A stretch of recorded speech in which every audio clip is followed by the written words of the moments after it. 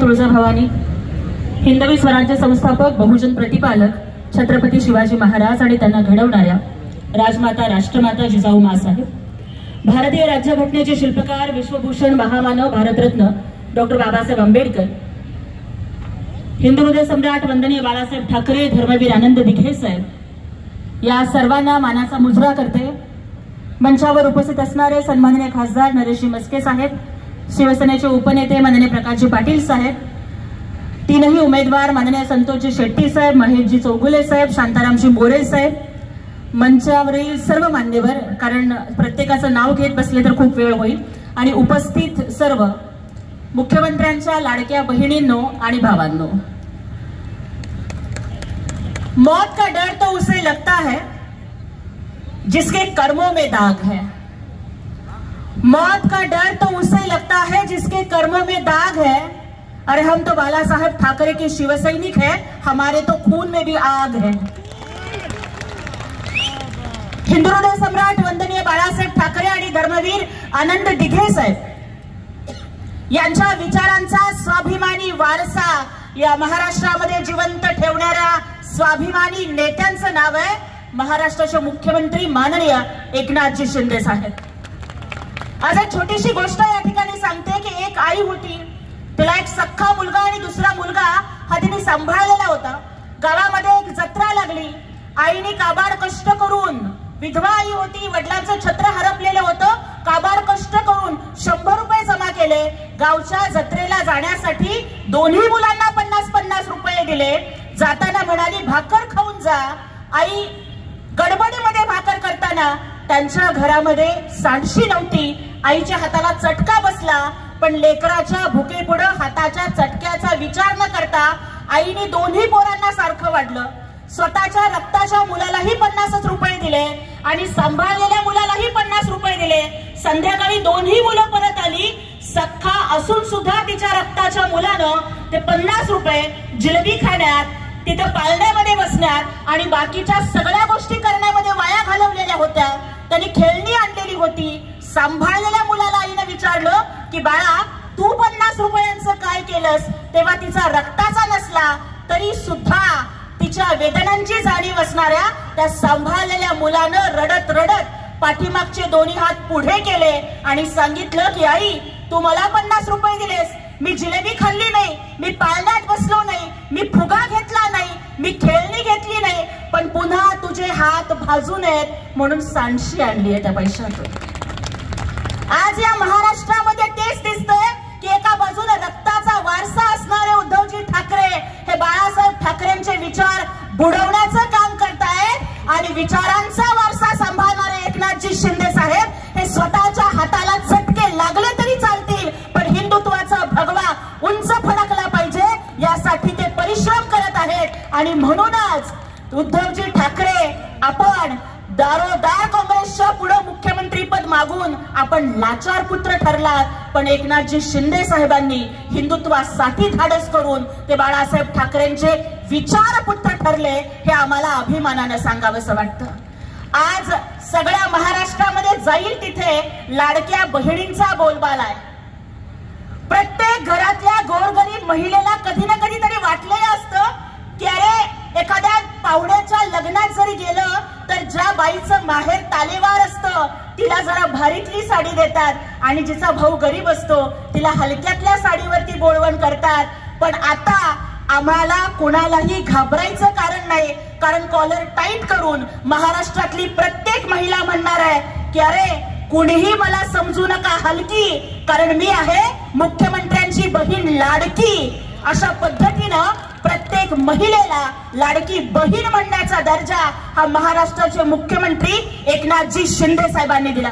या जगाचा इतिहास जर आम्ही काढून बघितला तर प्रत्येक राजाच्या, प्रत्येक शहनशाहच्या दरबारामध्ये बाई कधी ना कधीतरी नाचली, पण असा एकच राजा होता ज्यांच्या दरबारात बाई कधीच नाचली नाही, तिचा प्रत्येक वेळेला सन्मान झाला।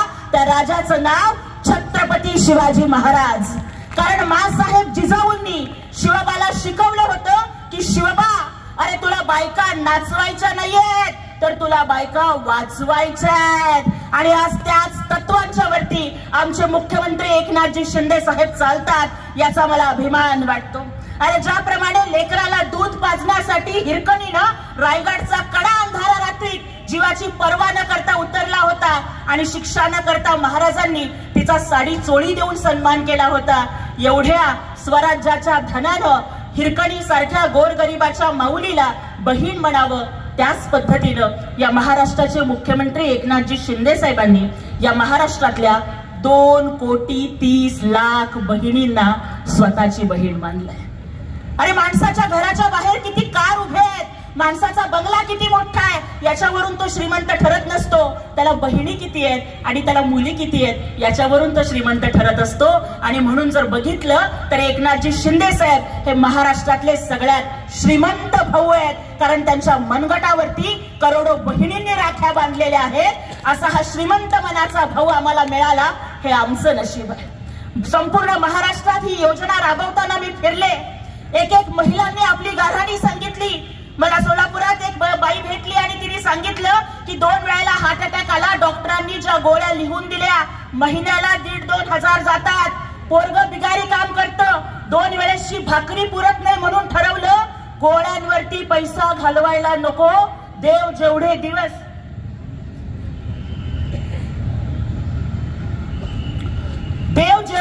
जिवंत ठेवेल तेवढे दिवस आपण जगू. पण माझ्या भावानी महिन्याला 1,500 पाठवले, आता गोळ्या घेतल्यात, 2 महिने जास्त जगेल, एकनाथ शिंदे साहेबांना माझा आशीर्वाद सांग म्हणाली.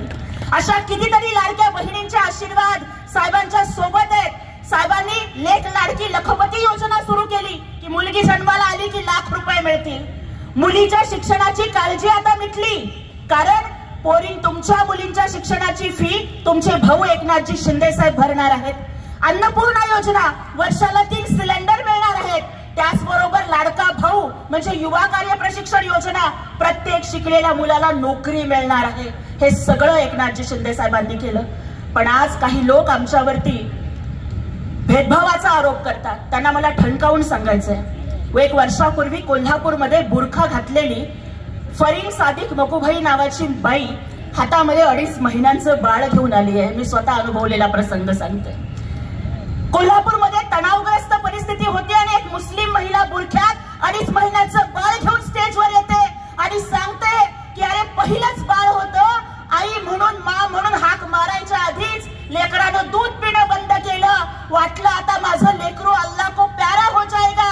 पण एकनाथजी शिंदे साहेब फरिश्त्यासारखे आले, लाख मोलाची मदत केली और वो फरीन सादिक मकुभाई कहते हैं कि आज अगर मेरी बेटी जिंदा है ना तो वो सिर्फ एकनाथ शिंदे साहब की दुआ है, इसलिए बेटी का नाम दुआ रखा है.